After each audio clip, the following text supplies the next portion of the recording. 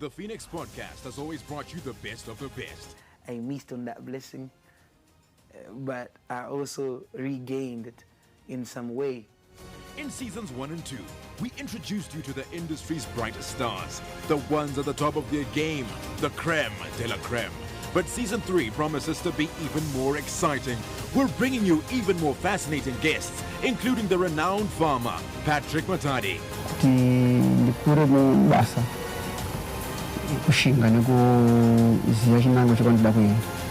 And to top it all off, our very own host, Ken Sharp, will be stepping out of the interviewer's chair and into the hot seat as he gets interviewed by a surprise guest host. From the boss, we've been beaten, but we're not beaten yet. We can still rise. Konapo, ipapo, Bazetian Prime, DSTV channel 294, the place to be.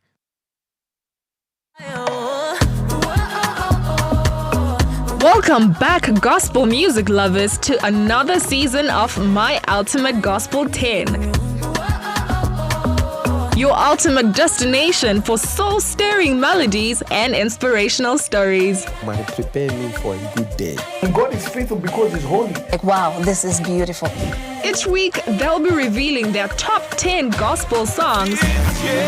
Meet Miss Becky K, the dynamic and passionate new presenter for Season 3. If you are ready, let's get into My Ultimate Gospel 10.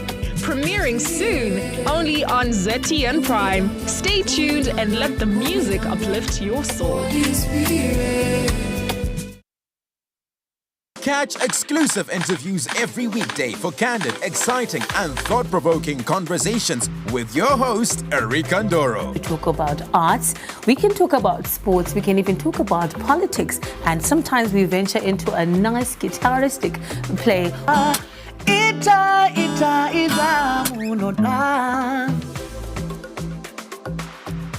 The one story where you can't get out of your head. Wakatarisa munhu so Erika like where you are sitting. Ndozongokona bata face so pasina munhu. Wakasiya music yako yo Afro chakuti ndo music manje no yeMzimbabwe. And I'm sure they're still saying the same thing now. Yeah, so Shona kana kuti chindevere kana mumwe mutaure muno muZimbabwe ndiwe iwewe ndiwo rupawo rwako ndicho chidadiso chako. Catch me, Erika Ndoro, right here on ZTN Prime every single Monday at 7 p.m. whilst we get exclusive.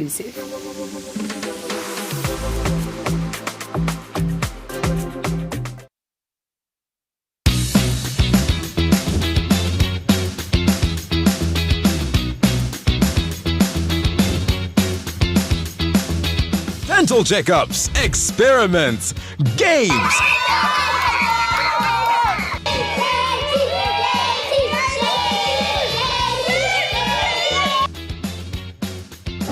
The mixture is making bubbles and the bubbles have changed color. Our balloon has been filled by carbon dioxide. We have it all right here on Happy Sprouts. Catch us exclusively on ZTN Prime, DSTV channel 294. Get ready for another banging season of Faith on Trial as it enters its 4th season. In the beginning was the Word. Jesus is just a name. I believe in Jesus Christ.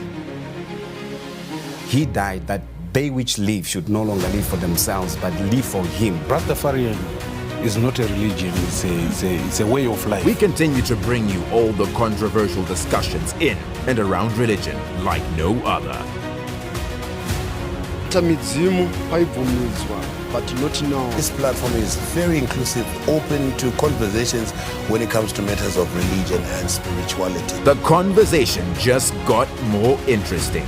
Chinonzi manjusu achitaurwa pamunhu jekerere ndezvinhu zvatinotora sekuti chivanhu chedu cheZimbabwe chakavanzika. We bring to you all issues religion and spirituality, from the Islamic walk of faith, Christianity, the Rastafarians, the Shintoists, even the cult believers. We have it all. It's about to get interesting. Don't miss it for the world. Catch the epic new season of Faith on Trial on DSTV channel 294.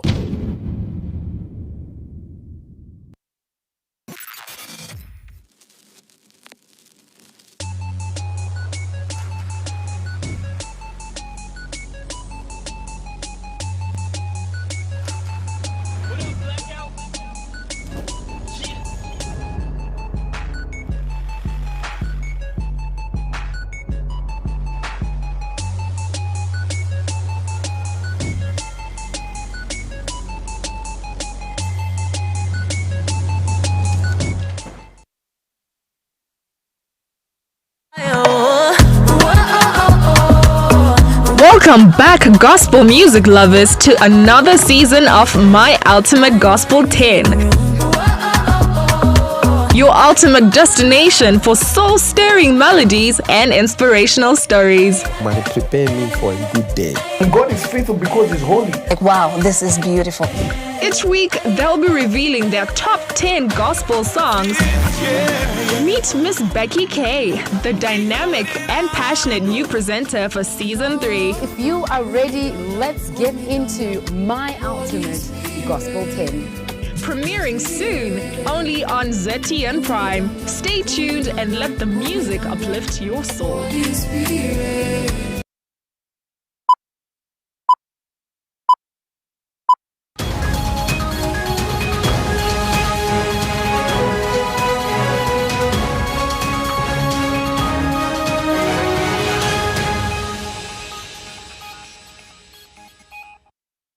Hello and welcome. My name is Wadzanai Sansole and you're watching Thursday's edition of Newsplus. Thank you very much for tuning in. These are your top stories. President Mnangagwa has said the law must be used as a tool for development, uplifting the weak and vulnerable, defend the oppressed, and always advance Zimbabwe's interests. Stay tuned for more on the president's speech at the commissioning of the E.D. Mnangagwa Law School in Kwekwe. We shall give you highlights from the final day of the Joint Permanent Commission of Cooperation midterm review between Harare and Lusaka, which saw the two countries committing to enhance trade. Retailers in Zimbabwe have been warned against enforcing the no return and no refund policy, with authorities saying the practice is against the law. Details on that story coming up on Newsplus. And in sport, young warriors fall, vow to bounce back. A closer look at the stories making the headlines this evening. The public transport sector has welcomed government's sweeping reforms, cutting the cost of doing business in an industry long weighed down by high levies. However, players are strongly calling on government to review the presumptive tax on commuter omnibuses. Our correspondent, Andile Chuma, spoke to some public transport operators in Bulawayo and filed the following story.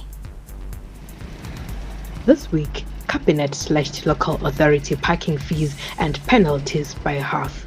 The cost of number plates was reduced from $500 United States dollars to just $50. Cabinet directed that the 23,000 United States dollar duty on transit fuel payable to Zimra be immediately scrapped. The move has been welcomed by players in the taxi industry who say the sector has for years struggled with high operational costs. Announcing the latest developments on Tuesday, Information Minister Dr. Jan van Musere said the move aims to streamline regulatory overlaps, eliminate unnecessary fees, and make it easier for businesses to thrive. Sweet music in the ears of public transport operators. For them, the move brought the much-needed relief at a critical time.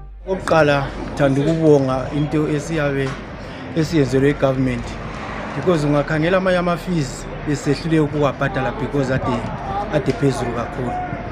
Ungakhangela i-number plate nxa kuyukuthi isuke ku-500 isiya ku-$50, kungasincedisa kakhulu ukuthi sikwazi ukubhadala imithelo yethu. Cabinet also reviewed other fees related to vehicle registration, licensing, and ownership transfers, ensuring that the transport sector operates with greater efficiency and reduced financial burdens. The review of licenses, permits, levies, and fees in the transport sector aligns with an earlier cabinet decision to implement a comprehensive set of business reforms across 12 sectors of the economy. Bulawayo City Transit Association Vice Chairman Daniel Pondo said the measures will also help stabilize commuter fares. Business yacho is very low.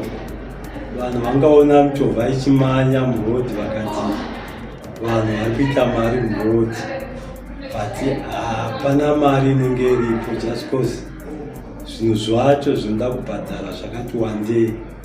Almost kuti mota ive nemapepa akakwana paingibhadwa almost over 1,000 user kuti ive nema-requirements ose akakwana pamuchovha.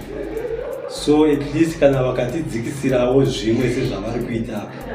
But while operators commend the reforms, they also want more relief. They are calling on the government to urgently review the presumptive tax charged by Zimra, saying it continues to erode revenues. They argue that if the tax is linked to actual earnings, operators will thrive and commuters will benefit too. Lapho le government siyayibonga khonapho ukuthi sisikhiphile ezinye izinto zisireduce. So even ku-presumptive tax lathi sikhangele ukuthi labo bahle basinjani basiyekisele la kube phansi ukuthi sibe sikwazi ukuthi sinjani sikwazi ukuthi lathi sinjani siyibhadale ukuthi imali yakhona ngifuna sibaningi siyafuna singasakwazi kunjani ukuthi siyibhadale. Finance Minister Professor Mthuli Ncube has already hinted that the presumptive tax is under review. He emphasized that these reforms are not just about reducing costs, but are strategically designed to enhance profitability across the economy. The review of fees, levies has also been applauded in the political corridors, with opposition leader Timothy Ncube describing the reforms as a game changer. This move will ease financial burdens on motorists, stimulate economic growth, and improve livelihoods. We commend the government's efforts to create a favorable environment for citizens and businesses and look forward for further initiatives that benefit the people. For now, operators say they are optimistic that the government's cutting mode will ease pressures, but they insist that true relief will only come once the presumptive tax is fairly revised. So players in the public transport sector here in Bulawayo have welcomed the government move to ease and lower the cost of doing business in the public transportation services through the reduction of parking fees as well as the reduction of the number plates fees. But they are, however, calling on government to further extend their lenient hand of grace by cutting or slashing rather the recently publicized Zimra presumptive tax. This is what we are getting from players in the public transportation sector. We spoke to the chairperson of the Bulawayo Apex Council for the Transport Sector, Mr. Busani Ngwenya, as well as Mr. Daniel Pondo, who is the vice chairperson of the Bulawayo City Transit Taxi Association. We also spoke to the BUPTA, which is the Bulawayo Public Transporters Association, as well as Chova Mbaiwa Transport Association. They are all sharing this sentiments. And on to our top story. Today, a piece of history was written in Kwekwe as Midlands State University's 26th graduation ceremony left its traditional home in Gweru for the very first time to take place at the newly constructed E.D. Mnangagwa Law School. Now, over 6,000 graduates were conferred with degrees, coinciding with commissioning of the new law school. In his address, President Mnangagwa said the law must be used as a tool for development, uplifting the weak and vulnerable, defend the oppressed, and always advance Zimbabwe's interests. More in the following report.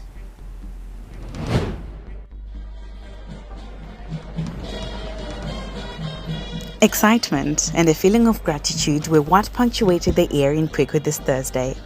6,000 graduates, flanked by their proud families, converged on the new campus. The palpable relief was surely coupled with thoughts of what the future would hold.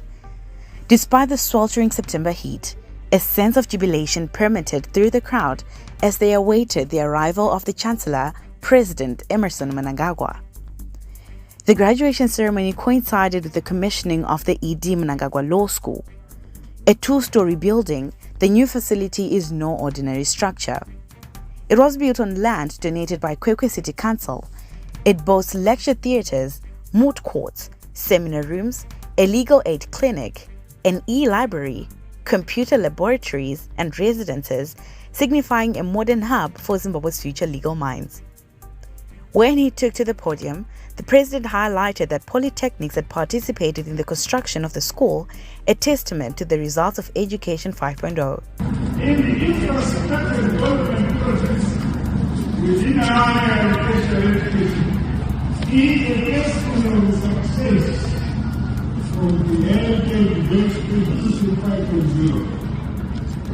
This project is equipping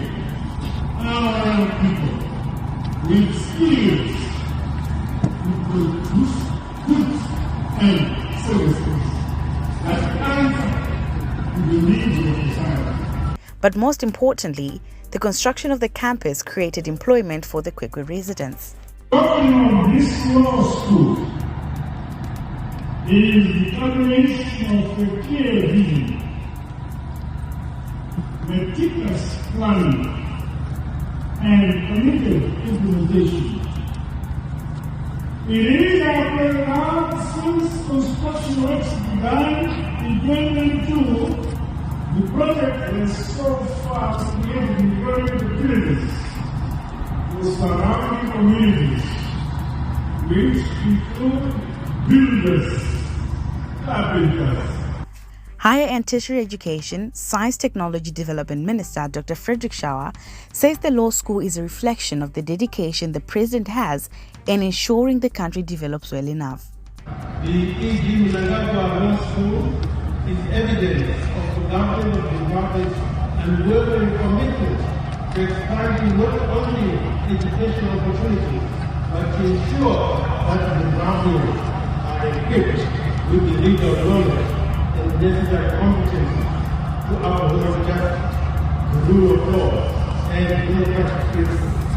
The name of the law school, after President Emerson Mnangagwa, reflects His Excellency's dedication to the development of our country and his unwavering support to education and socio-economic development. President Mnangagwa's encouragement to the new graduates shun corruption and embrace the values of discipline, sacrifice, and patriotism.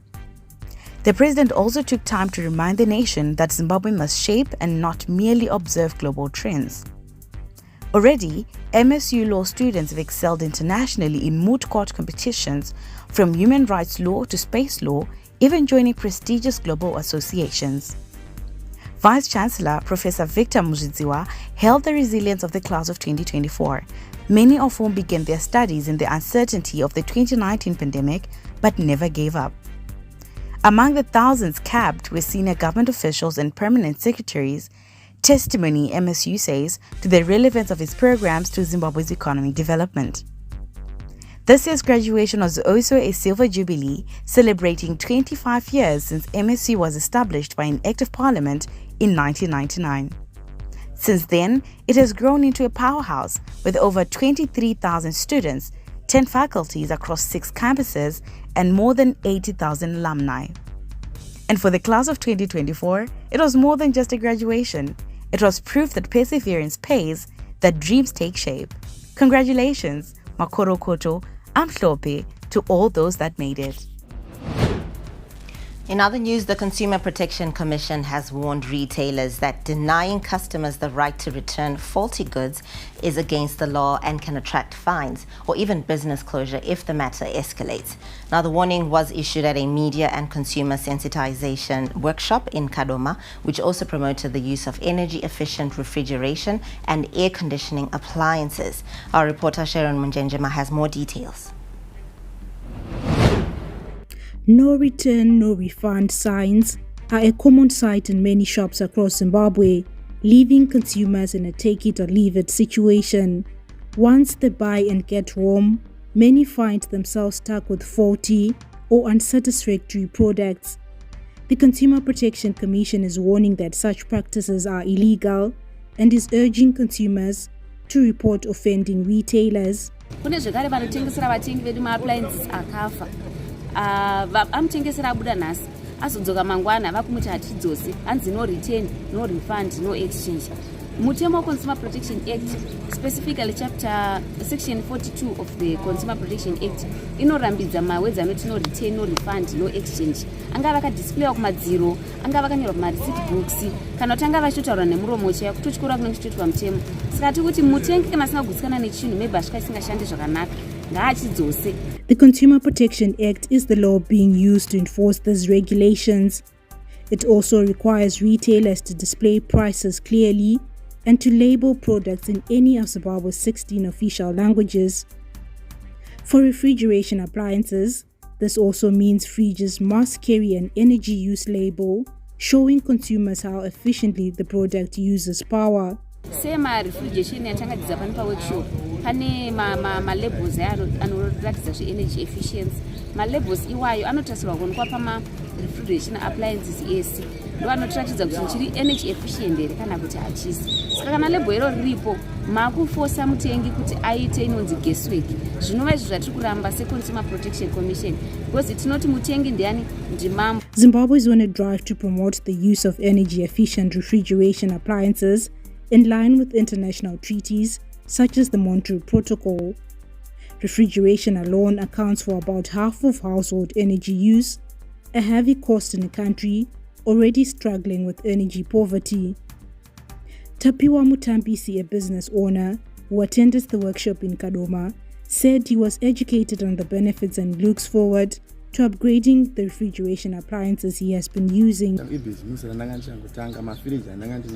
Mafriji ekuti ndakamawano akamboshandiswa saka kuti asina kuzose kuti nekwakumulito kwandaitoka mari kekuti ndinge ndichiseva mamwe nditenge mamwe ndakuziva nekunoonawo kuti panchanotenga kuti vanhu vacho vari kuzviitere but ndinovimba kuti nechirongo chaikafanana sechatanga tiri ichi vazvina bhizinesi vanotengesa mafiriji vanoita sei vanofanira kunge vanazvo. Consumers and retailers who attended the workshop in Kadoma were also warned about the heavy cost their businesses may incur from using fridges that are not energy efficient. Zimbabwe has already banned the importation of such appliances through Statutory Instrument 49 of 2023. But many that were bought in the country before the ban are still in use. Shingirai Tanyanyiwa, a business owner from Harare, said he has been inspired to make changes in his operations. Especially the old fridges that we have been using, we have been having more costs in electricity bills. So now at least I've learned on how to use the refrigerators and the air conditioners which are efficient, which are energy efficient enough for use. Authorities say the move is not just about protecting consumers, but also fighting climate change and slowing down ozone layer depletion caused by the dangerous gases used in old refrigeration appliances. Shere Munjenjema for ZTN News in Kadoma. In other news, Zimbabwe and Zambia are seeking to eliminate tariffs and obstacles that hinder trade between the two nations. This came out during the final day of the Joint Permanent Commission of Cooperation midterm review between Harare and Lusaka. Now, the two countries committed to improve free movement of people, of goods, and services between their countries. Tafaras Wachiwe has the details. Zimbabwe and Zambia share a lot in common beyond just borders. Both countries, richly endowed with an array of flora and fauna, also share Kariba Dam and the mighty Victoria Falls. Together, they are committed to further cement political and economic ties. Zimbabwe's imports from Zambia in 2024 stood at $315.4 million United States dollars, with cement, lime and fertilizers dominating imports. Exports to Zambia in 2024 stood at $144.7 million United States dollars, with tobacco and distillation products as main commodities. We have plenty of minerals and agricultural land. Therefore, there is no need for trade barriers between our two countries, and there is no need for poverty between us. Amid a shifting global geopolitical environment that is expected to significantly impact commerce within the Southern African development community, the two neighbors want to maximize on their natural resources, looking internally and not depend on foreign aid. Our efforts today were therefore designed to maximize and harness our common heritage and our birthright, so that these can benefit our countries and our people, and not to depend more and more on foreign aid, but more and more on our resources and our capabilities. We lack nothing. Our countries are not poor. In a bid to enhance trade and strengthen bilateral relations, Zimbabwe scrapped the transit levies on fuel tankers that pass through the country into Zambia and further north. The move is expected to yield more on the economic front between the two nations. For the removal, the scrapping, as it were, of the transit levy that had been put on our fuel tankers. This gesture is indeed one that underscores the strong bonds of friendship that we enjoy between Zambia and Zimbabwe. Zimbabwe and Zambia have opened a new chapter in their strategic partnerships. The two nations signed the Binational Commission Agreement, elevating the bilateral cooperation to the highest level. Through this agreement, we have institutionalized our collaboration at the heads of state level, which will ensure that there will be greater political oversight, accountability, and sustained momentum in the implementation of joint programs.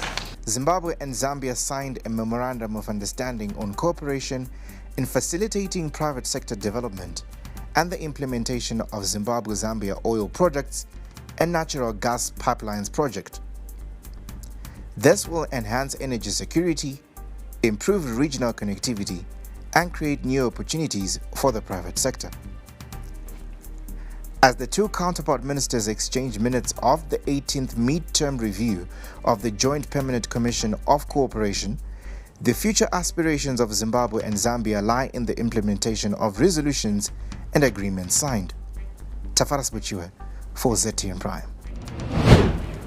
Still on our top stories, media practitioners from Zimbabwe, from South Sudan, from Tanzania, from Kenya, from Ghana and South Africa are attending a 14-day seminar on senior management of mainstream media in countries along the Belt and Road Initiative.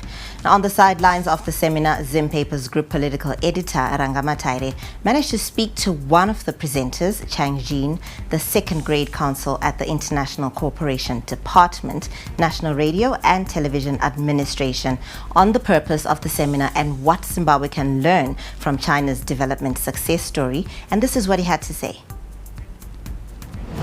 I believe the purpose is to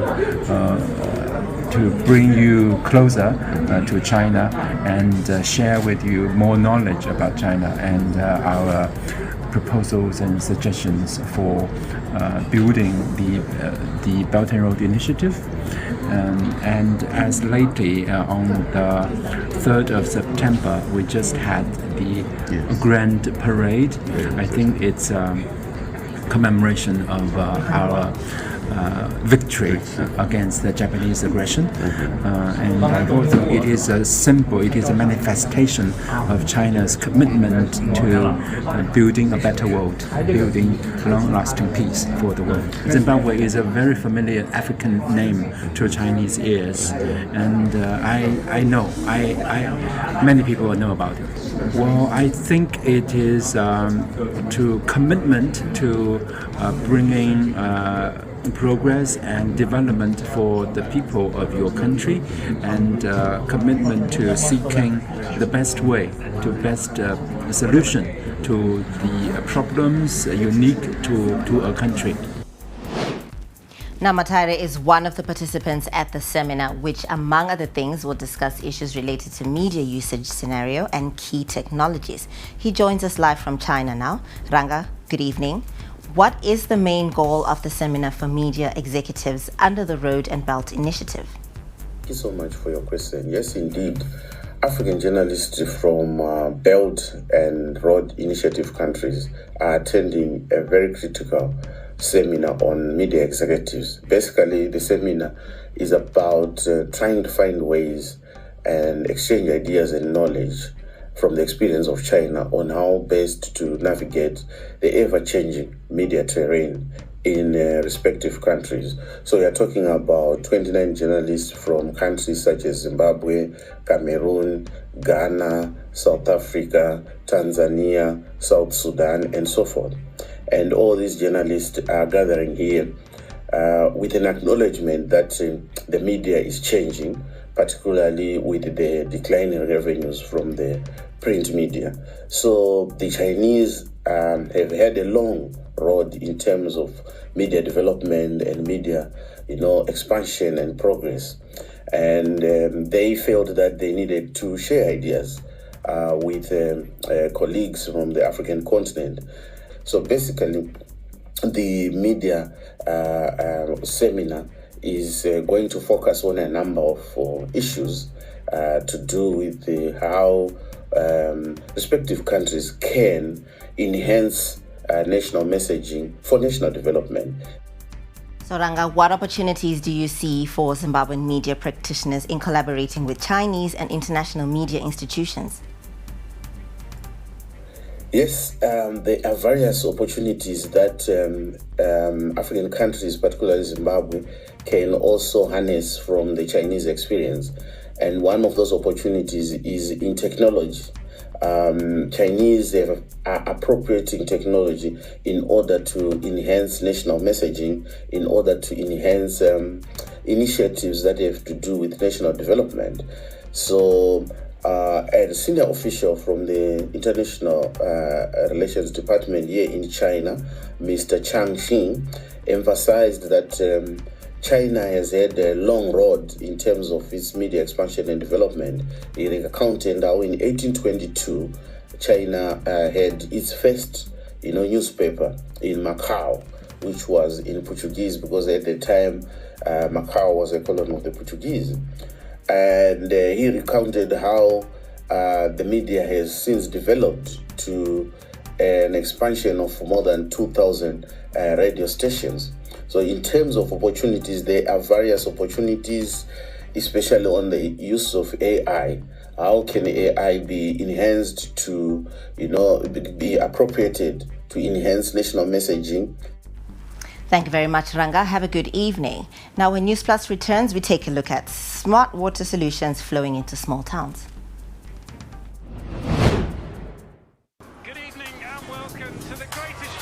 This is a people's game. They will be bubbling about this one for weeks and months to come. Let's go!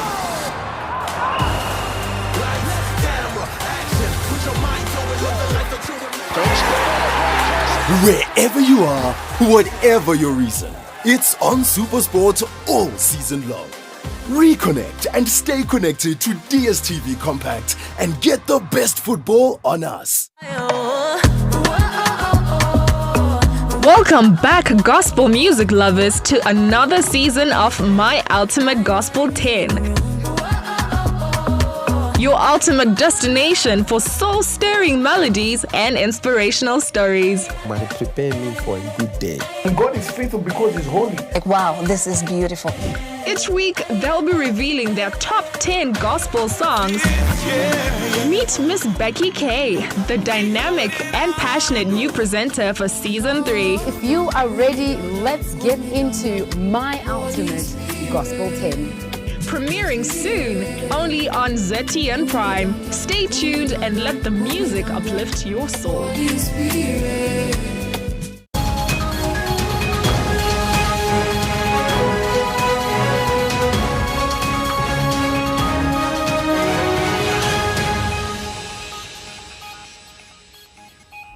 Welcome back. You are still watching Newsplus right here on ZTN Prime. Now, the Zimbabwe Republic Police's Mashonaland East Province Division has applauded public cooperation in the fight against crime, which has yielded a reduction of the crime rate by 7% from January to date, as compared to the previous year during the same period. Now, this was revealed during a crime awareness campaign at St. Anne's Goto in Wedza by the Officer Commanding Police for Mashonaland East, Commissioner Dr. Wycliffe Makamachi. The immediate quest is to make our society safe and free from all forms of crime. As your provincial commander, I do understand that achieving safety in our communities is a shared responsibility, and that together we can make it.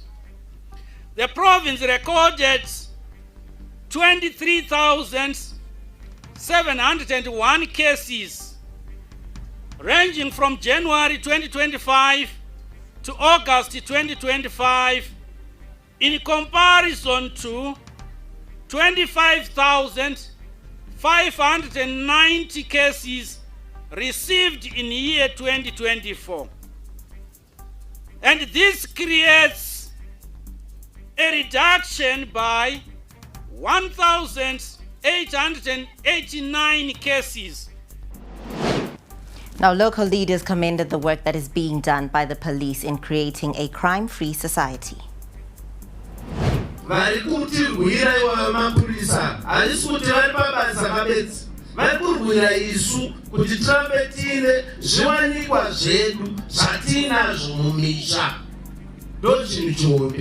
tikakwanisa kuwana ruzivo nerwezo rakashatira nekukwanisawo kuripota kwatingaite kungetsa encounter issue ine chekuita nezvemadrugs.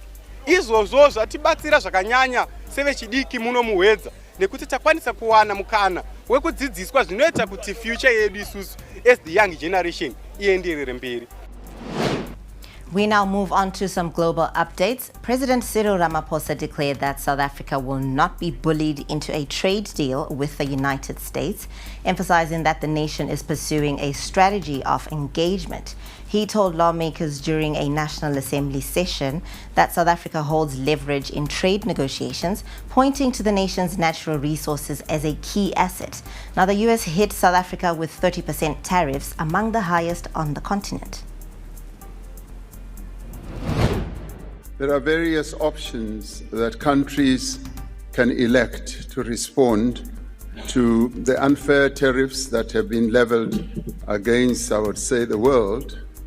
A number of countries have sought to engage in negotiations with the US government, and some of those have been fairly large economies that are currently in negotiations with the United States. And we have chosen the route of engaging the United States. They said that they have a deficit, but we argue that they don't have a deficit, and that requires that we should actually sit down and negotiate these issues.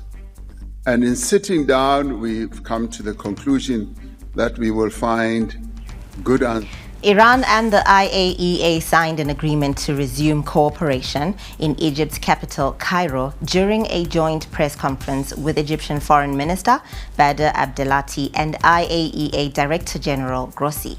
This is being considered an important step in the right direction. This technical document provides for a clear understanding of the procedures for inspection, notifications, and their implementation, fully in line with the relevant provisions of the CSA. This includes all facilities and installations in Iran, and it also contemplates the required reporting on all the attacked facilities, including the nuclear material present at those. For this, Iran will follow its recently adopted internal procedures. And that will open the way for the respective inspectors. In other global news, the Qatari government sent letters to UN Secretary General Guterres and South Korea, the rotating president of the UN Security Council this month, strongly condemning Israel's military strike on senior leaders of the Palestinian Islamic Resistance Movement, Hamas, in Doha. That's in the capital of Qatar. Now, in the letter, Qatar stated that Israel's actions blatantly violated international law and seriously threatened the safety of Qatari citizens and other residents in the country. Israel launched an unprecedented airstrike in Doha on Tuesday, targeting a building used by senior Hamas officials in what Israeli authorities described as an attempt to assassinate leaders of the group. We are deeply also concerned about the recent developments involving Israeli actions in Qatar and closely monitoring the situation. We are in contact with our partners and stand ready to support efforts aimed at de-escalation. Meanwhile, Qatari Prime Minister Mohammed bin Abdelrahman bin Jassam Al Thani said that his country would continue with mediation to end the Gaza war despite the latest airstrikes on Doha. The Qatari Foreign Ministry condemned what it called a cowardly attack on the Hamas group's political leadership. الدبلوماسية القطرية لم تبنى على تصرفات دولة مثل إسرائيل أو يعني طرف على آخر. الدبلوماسية القطرية بنيت على أساس الاستقرار في المنطقة، والاستقرار في المنطقة نراه لن يتحقق إلا بحلول دبلوماسية وبعمل دبلوماسي مكثف، ولن يحقق من خلال الحروب والصراعات. الوساطة والوساطة في الدبلوماسية القطرية هي جزء من هذه الهوية. Those were your global updates, but stay tuned to Newsplus for some business news. Good evening and welcome to the greatest show on earth. This is a people's game. They will be bubbling about this one for weeks and months to come. Let's go!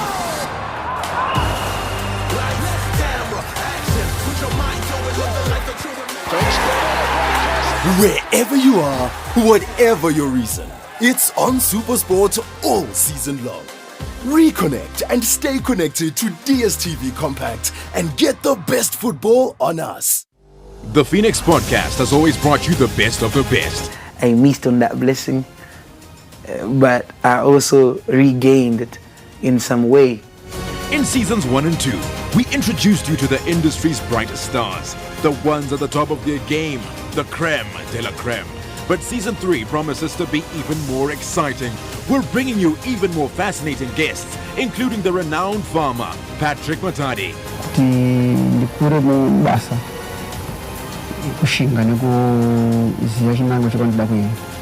And to top it all off, our very own host, Ken Sharp, will be stepping out of the interviewer's chair and into the hot seat as he gets interviewed by a surprise guest host.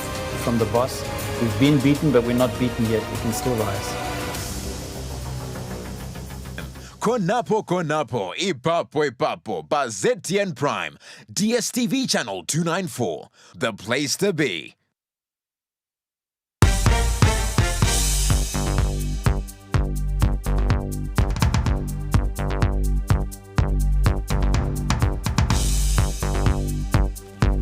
In our first business update, Fastjet has committed to ensure the availability of reliable and affordable flights for both domestic and international travelers. The airline connects Harare, Bulawayo and Victoria Falls, while international routes link Zimbabwe to Johannesburg and Mpumalanga in South Africa, giving tourists easy access from places like Kruger National Park straight into Victoria Falls. Speaking at the ongoing Sanganai Hlanganani Kumbanai World Tourism Expo in Mutare, Fastjet Corporate Affairs Manager Nunurai Ndawana said the new Bulawayo to Victoria Falls flight, which connects two UNESCO heritage sites, Victoria Falls and Matobo National Park, is set to strengthen Zimbabwe's tourism appeal. So for our tourism products and services, we recently introduced a new flight from Bulawayo to Victoria Falls. So both of these destinations, they have UNESCO heritage sites or one of the wonders in the world. So for Victoria Falls to Matopos, we are talking about the uniqueness of the Matopos National Park, linking it and connecting it to Victoria Falls. Having said that, we are also talking about the power of aviation, how it creates employment and empowers communities through scheduled, reliable operations and the downstream benefits that we are already seeing. In other business news, the Horticultural Development Council and the National Plant Protection Organization of Zimbabwe hosted a stakeholder engagement meeting in Harare on pest management in the blueberry and flower sector in order to reduce pest interceptions and improve compliance. Now, Zimbabwe's horticulture exports are worth over $100 million annually, with blueberries and flowers among the fastest growing products. Now, in an interview, the head of Plant Quarantine Services, Mrs. Louisa Makumbe, said that the country has not yet recorded cases of pest invasion in the two sectors. However, the goal of the initiative is to mitigate pests and safeguard market access. The effect of different insect pests and diseases on our exports is that we tend to lose lucrative markets like the European Union and China that are stringent on insect pests and diseases. So in the past, when we have not had a coordinated effort for insect pests and diseases, we tend to have more interceptions that make us blacklisted. But however, through consultative meetings such as these ones, we can put our heads together as the public sector, government and private sector to manage and contain this pest and to produce pest-free material that goes to our trading destinations. We see that with the management of insect pests and diseases, we see the sector growing. The director at the Research Services, Dr. Clade Mujaju, said the goal of the stakeholder meeting is to look into key pests associated with the two sectors and then develop pest management strategies. Dr. Mujaju said that their aim is to increase the production of blueberries and flowers in order to ensure that they meet the international standards. This stakeholder meeting was a critical meeting. It was a meeting where stakeholders from the blueberry production area site and flowers came together, and basically the purpose of the whole workshop was to look at the key pests. Now, government has pledged its commitment to restore confidence and trust in the insurance and financial services sector to ensure sustainability in the economy. And speaking during the 2025 Better Future Summit that was organized by Old Mutual, the Permanent Secretary, Presidential Affairs and Devolution, Engineer Tafadzwa Mokuti, said government will make sure that they will ensure the sector becomes as innovative as neighboring countries. Now, the summit, which is in its third episode, was running under the theme Shifting Forward Digital Innovation, Inclusion and Confidence. The discussions challenge the narrative that insurance has failed in Zimbabwe, reframing and calls for a bold, honest reimagining of financial resilience and renewed accountability. Engineer Tafadzwa Mokuti focused on broader and economic developmental issues that impact the insurance sector and pledged that government will facilitate policies that support financial services and awareness of insurance by businesses. Post 2008, a lot of confidence was lost in terms of the financial services sector, and as government we remain committed to working across all provinces to ensure that that trust is brought back. We also need some innovation, as we are seeing that we now have more and more small medium enterprises who at any given significant point would also want to have tailor-made products for themselves. Our environment basically is in such a way that unless we create a conducive environment for that innovativeness within the insurance sector and in the financial service sector as such, it might be a challenge. The government is doing all it can. We commend the Reserve Bank of Zimbabwe for consistency in terms of monetary policies, which is something that the President assured in the Second Republic. And we commend players like Old Mutual coming onto the table, working with government, working with the central bank, and working with other players like IPAC to ensure that it is the sustainability. Dr. Innocent Mashe, Deputy Governor, Reserve Bank of Zimbabwe, said as the central bank, they are concerned about how responsible and reliable the monetary system can be to facilitate the growth needed. He also said there's need to create an enabling environment for digital space to expand and create opportunities. The Reserve Bank has been at the forefront of creating a unified interface that enables all sections of our economy, all sections of our society to be able to have the data that is trustworthy enough, that has been verified to use in order for economic agents to relate and to participate in the economy. Old Mutual Zimbabwe Group CEO Sema Sekete said the summit is part of complementing government in creating an environment where businesses can thrive. Everyone amongst us must be thinking about what are the products that are relevant, can reach the markets and segments we haven't reached before, can serve the communities over the long term into the future. Promote a culture of long-term savings, promote a culture to cover risks that we face in life with the mindset that says, I'm looking ahead. You know, often we are always thinking about this is what used to happen in the past, and yet, you know, we rarely think about this is how we want it to happen. Information technology and digital economy leader Fires King said leveraging digital space will spotlight how adaptive, principle-based regulation can enable responsible AI and data use. He also challenged the audience to view regulators as stewards of trust and inclusion in a rapidly evolving digital finance landscape. We start addressing the issues of looking at the future, of thinking of products such as insurance, of microinsurance, of a whole lot of other services that can be introduced on the back of this. But what is key or important is that you design with the first-time user in mind.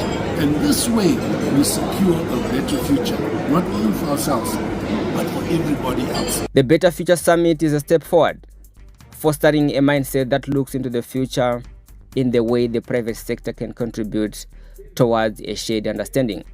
Latu Onyango for ZN Prime in Harare.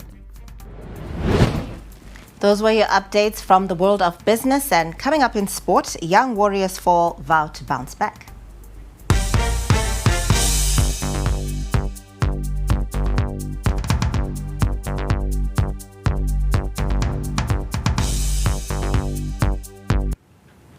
Zimbabwe got their CAF AFCON COSAFA qualifiers campaign off on a disappointing note, and we give you more on that story right now. We obviously didn't start well, that's why we conceded that soft goal. But I think we gradually came into the game, especially second half. We did create quite a number of meaningful chances, which we could have buried. But nevertheless, I think we did play very, very well. But of course, with this age group, obviously conceding at times, the aspect of trying to manage nerves was going to come in. But I think the boys did well. We did train. We did have the time to train. Even if you watched the game, there wasn't a very big difference between us and them, with the exception of maybe that soft goal. We almost created the same number of chances. There were times when they had phases where, of course, they positionally they were on top. We were also on top, especially the better part of the second half. No, not exactly, because also they want to rectify the problems that they made in the first game. We just have to stick to what we do best. Of course, we do have good players among us who are not in their best game.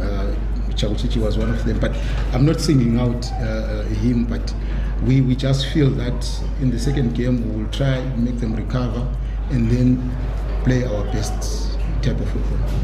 We still believe. We thank them very much for their support, and we ask them to continue. We still believe we're not yet out. We still came on. We are still in the game. We are still in it. We are still in it. We are still going to make them proud. We still believe. He's one boy who's motivated to play for his country. He doesn't want to lose. You can actually see from he is one boy who doesn't want to lose. Triangle United coach Genesis Mangombe has challenged his team's vocal fan base to show up in full strength when the Sugar Boys take on Dynamos at Rufaro this weekend in a game of massive proportions of the PSL survival race.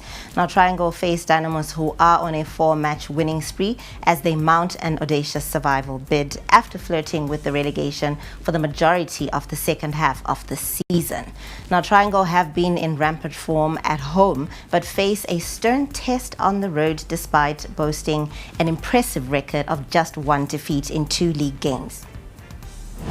Those who are doing well training and suiting what we want, because we play according to the next opponents, and as well when we select the team, we focus on our next opponents. It is a different game altogether. One, we are playing away. Two, we are playing a high-flying Dynamos. But you know very well that I was there at some point, and I have some few details, and those things can also help in preparing for our match. I'm happy with the way our supporters are responding to the situation on the ground. They know that their team has to win at all costs, so they are doing very well. They are doing very well, and thumbs up to them. And we wish them to come in their numbers when we play home again, and they give us the 12th player, and hence it also worked for us. Still on sport, a new squash academy has been launched to complement efforts by the Squash Rackets Association of Zimbabwe to grow the niche sport. Now, the sport has featured prominently in school sport and now focuses its shift to the grassroots, targeting schools and communities that have little and no access. We give you more in the following report. Squash has long been considered a niche sport worldwide with limited access and low participation compared to mainstream disciplines. Zimbabwe has enjoyed success at junior level, but only a few have progressed to senior and master stage. With the sport making its Olympic debut at the 2028 Los Angeles Games, efforts to expand its footprint have gathered pace. A new outreach and mentorship program by NM Squash Pros is opening doors for first-timers as part of its academy vision. Young players aged between 6 and 16 are gaining access to coaching, training facilities, and competition pathways. On this one, we're mainly targeting an age group from about 6 to 16. That's where most of the talent is. So, if you catch them young, and hopefully by maybe 5 years' time, we're having more champions in the country, then from those champions now we grow numbers, bring your friends, tell your friends. That's how we expecting to grow squash. Many of the children are stepping onto the court for the first time, with the academy aiming to revive underutilized public courts and provide new recreational opportunities. We're trying to focus more on introducing the sport to new people in connection with helping the association to grow numbers and utilize all the squash facilities we have here in Zimbabwe. So this one here in Harare, which is launching, give people an overview of what squash is, then we start expanding to other provinces. The NM Squash Pros Academy will be officially launched on September 13, but organizers say significant groundwork has already been covered while urging holistic support beginning at household level. So we coming in with an angle whereby we're saying kids come for free, we coach them, we try and run around to find transportation for them to come. I would say it starts from the parents themselves. If we are to get their kids, we need them to make sure they've got that enough time to come to the squash courts, the communities, limiting activities for them. Of course, yes, everyone has got their own activities, but the academy joins other recent initiatives to grow the game locally and develop more players capable of competing on the global stage. And that's a wrap on Newsplus this evening. Thank you very much for watching. It's a good night from myself, Wadzanai Sansole, and the crew behind the scenes.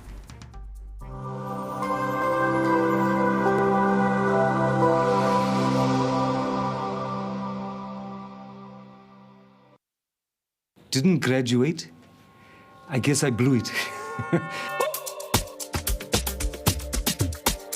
You couldn't advise him anything. He would just look at you and say, so who do you think you are? We were just really spoiled. And then they just give me the receipt and I'd pay. That guy walks in one day and then he says that he wants to make a movie. He was blowing the money. There was just this habit that he had where as soon as he got money, it was gone. I just didn't have the skills or the experience. This money, I could see it disappear so fast.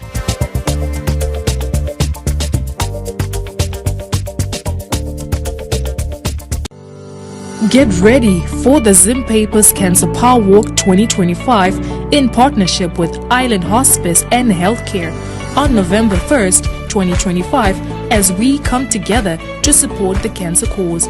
In Harare, Bulawayo, Mutare, Masvingo, Gweru or Chinhoyi, you can participate physically or join us virtually from anywhere in the world.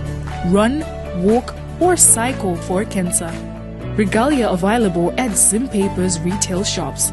Calling different organizations to partner or sponsor.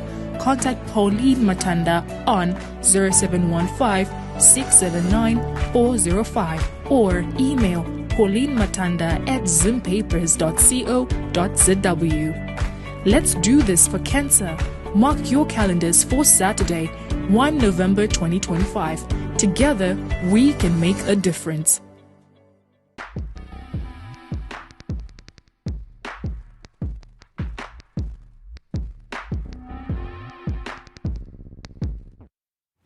Hello and welcome. You are watching The Chase right here on ZTN Prime. My name is Faith Nyaude. Thank you so much for joining us. Now, tonight we're turning our spotlight on a story that has been years in the making of Zimbabwe's long-awaited Mines and Minerals Bill. It was first drafted in 2015, rejected in 2018 over property rights concerns, and now finally gazetted. Now, this bill promises to modernize our mining laws and shape the future of the country's mineral wealth. The bill seeks to address